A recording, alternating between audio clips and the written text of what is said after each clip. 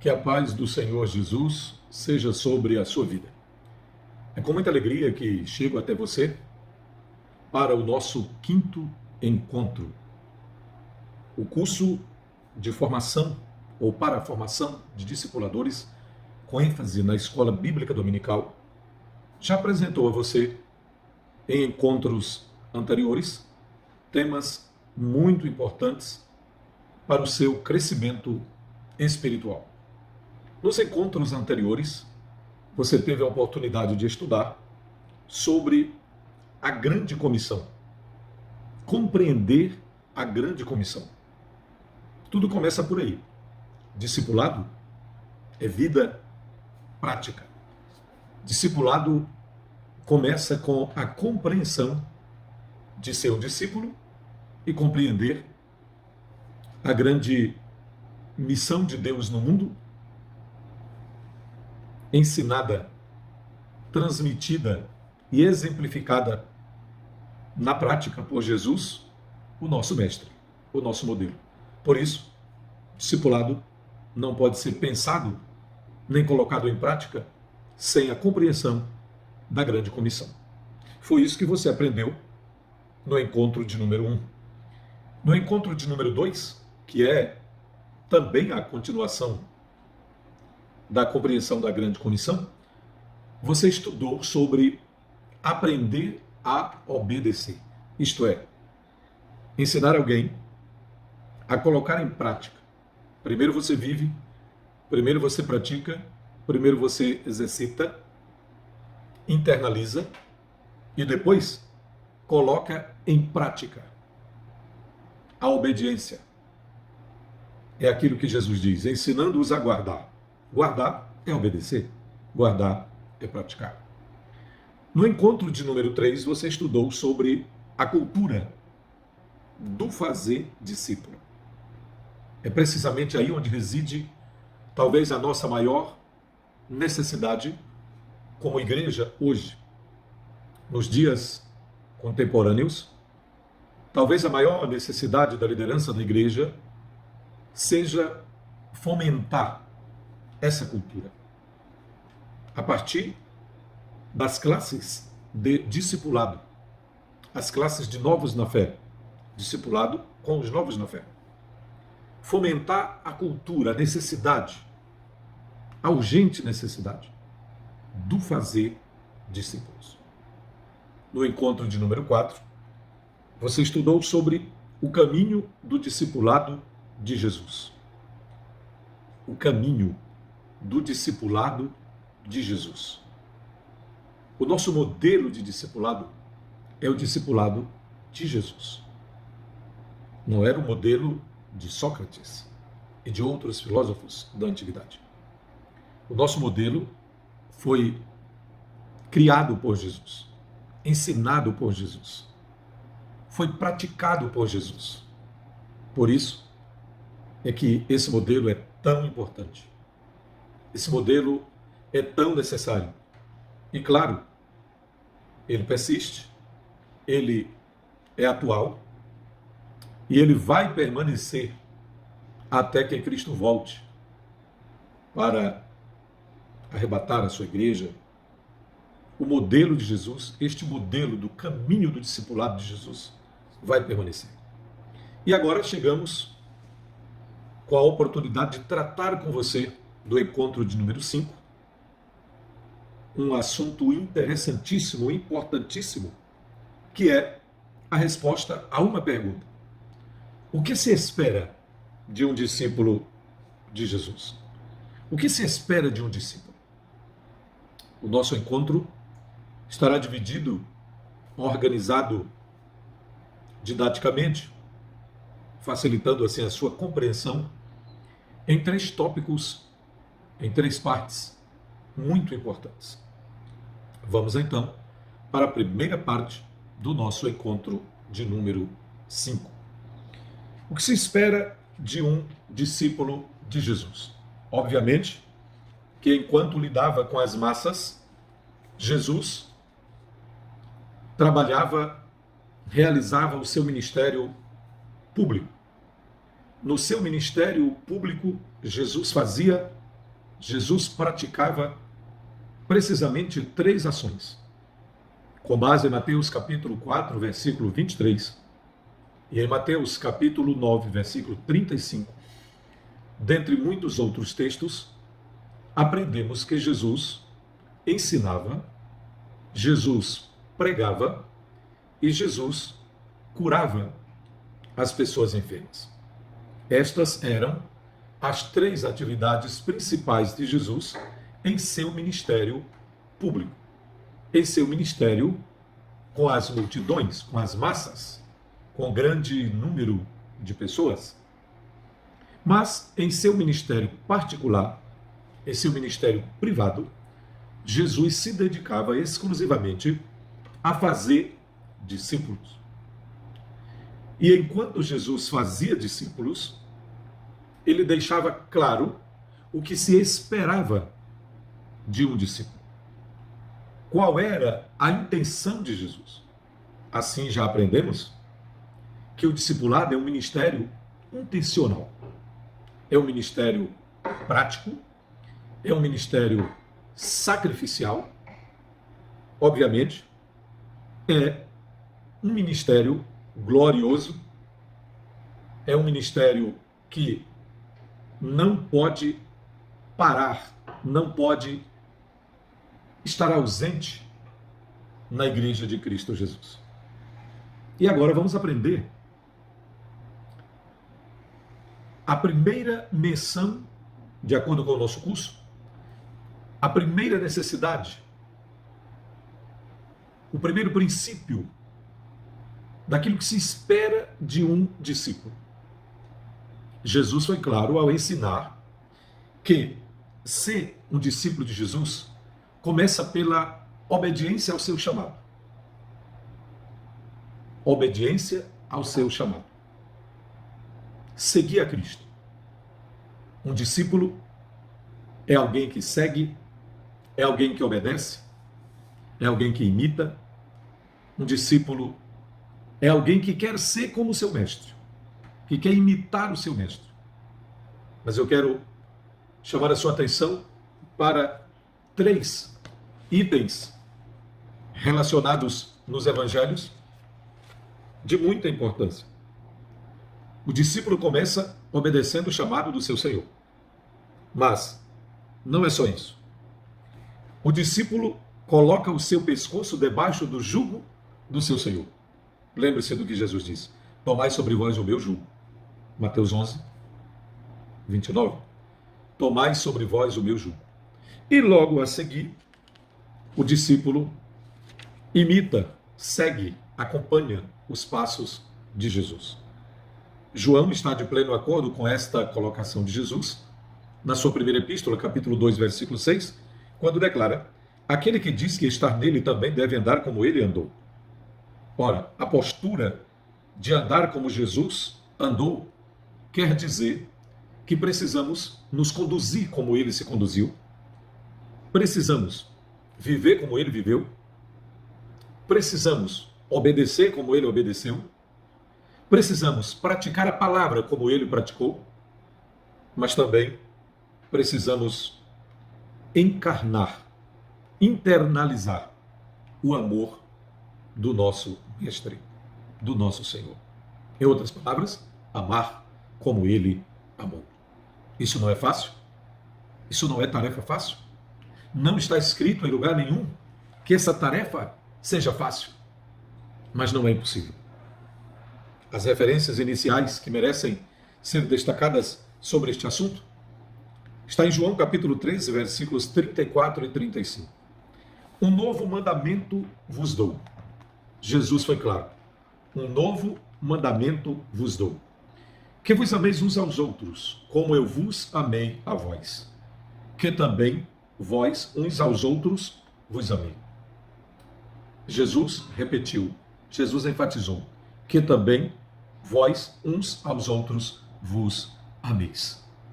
Nisto todos conhecerão que sois meus discípulos, se vos amardes uns aos outros. O apóstolo João escreveu em uma de suas epístolas, de forma muito clara, 1 de João, capítulo 3, versículo 16. Conhecemos o amor nisto, que ele deu a sua vida por nós, e nós devemos dar a nossa vida, dar a vida pelos irmãos. Em João, no capítulo 20, o versículo 21, está escrito: Disse-lhes, pois, Jesus outra vez: Paz seja convosco. Assim como o Pai me enviou, também eu vos envio a vós. O que se espera de um discípulo? Além de ser uma pergunta inteligente, é uma pergunta bastante objetiva, cujas respostas encontram-se no Evangelho de Jesus Cristo, apresentado pelos 4 evangelistas: Mateus, Marcos, Lucas e João. É bem verdade que o livro de Atos dos Apóstolos, que fala da continuidade da igreja na sequência da sua história, também poderá nos responder muito bem esta pergunta. Mas, para o objetivo deste curso, para alcançar os objetivos propostos na pedagogia do curso, estaremos estaremos assim apresentando textos bíblicos dos 4 evangelhos: Mateus, Marcos, Lucas e João. Já foram citados textos de João, capítulo 13, versículos 34 e 35, João 20 e 21, como também fizemos menção de outros evangelistas e outros momentos da vida de Jesus Cristo. A primeira pergunta aqui apresentada, que você não pode de forma nenhuma esquivar-se de respondê-la, seria a seguinte: eu sou um discípulo? Eu estou demonstrando com a minha vida, no meu dia a dia, na minha caminhada cristã, as marcas de um verdadeiro discípulo?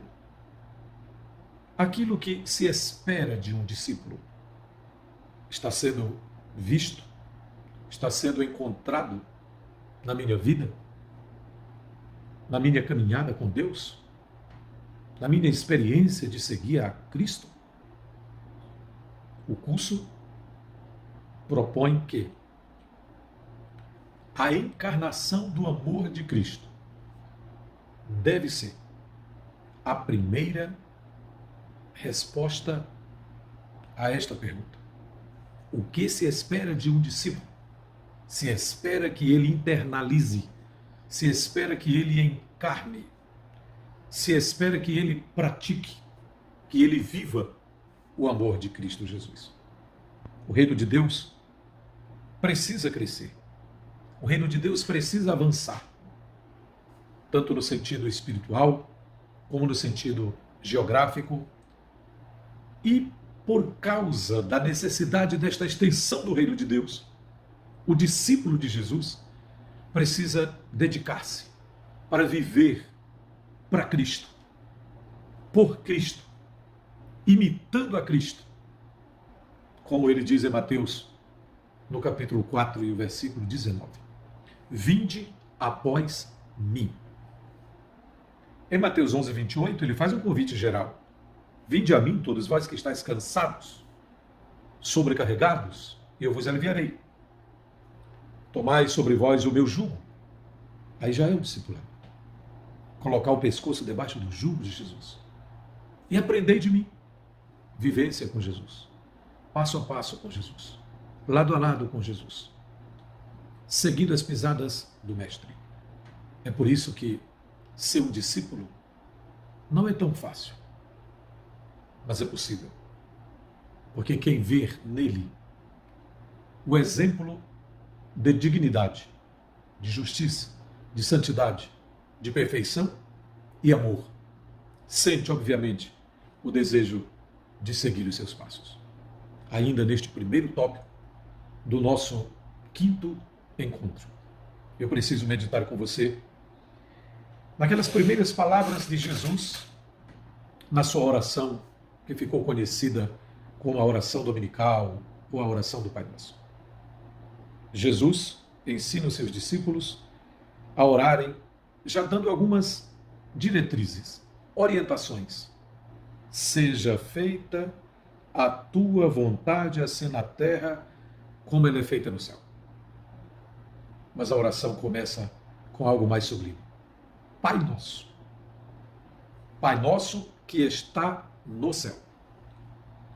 Santificado seja o teu nome. Venha o teu reino e seja feita a tua vontade. Perceba estas três colocações. Santificado seja o teu nome, venha o teu reino, seja feita a tua vontade.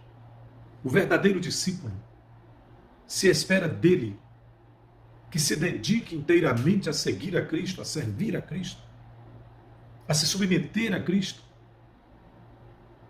e colocar-se à disposição para a expansão do reino. O reino tem que crescer, o reino tem que expandir, e o discípulo é alguém que está comprometido com o crescimento do reino. E é por isso que Jesus ensina nesta oração, que o discípulo, o seu seguidor, deve orar, começando com esta adoração. Santificado seja o teu nome. Ou seja, o nome de Deus precisa ser santificado, dedicado, consagrado, louvado, exaltado, adorado, magnificado. E o verdadeiro discípulo tem essa disposição no coração. Querer, desejar, santificar o nome do Senhor. Mas não é só isso. A oração continua. Venha o teu reino. Reino quer dizer domínio. Reino quer dizer governo. E o discípulo está debaixo do governo do seu Senhor. É por isso que o discípulo ora. Venha o teu reino. Venha o teu domínio. Venha o teu governo sobre mim. Não sou mais eu. Cristo que vive em mim. E esta vida que agora vivo, vivo-a pela fé. Esta vida que agora vivo no corpo, vivo-a pela fé no Filho de Deus que me amou e se entregou a si mesmo por mim, disse o apóstolo Paulo, em Gálatas capítulo 2, versículo 20. Mas a oração continua. Seja feita a tua vontade, aqui na terra, como ela é feita no céu. Não é difícil se fazer a vontade de Deus no céu, mas aqui na terra não é tão fácil. É por isso que Jesus ensina aos discípulos a orarem assim. Seja feita a tua vontade, aqui na terra, como ela é feita no céu. Mas eu preciso ainda meditar com você em uma das passagens mais sublimes das Escrituras, Mateus capítulo 22, versículos 37 até o 39. É o momento em que Jesus é interrogado sobre quais os maiores mandamentos da lei. Na verdade, o escriba, o doutor da lei que fez a pergunta, queria saber qual o maior mandamento da lei. E Jesus respondeu assim: amarás o Senhor teu Deus de todo o teu coração, e de toda a tua alma, e com todo o teu entendimento. Jesus chegou a afirmar: este é o primeiro de todos os mandamentos. Mas o segundo é tão importante quanto este. E aí Jesus logo trouxe à tona: amarás o teu próximo como a ti mesmo. Na verdade, Jesus estava extraindo o primeiro mandamento do Shema, que é uma oração executada, feita, pronunciada pelos judeus ao longo de milênios, séculos, podemos dizer milênios.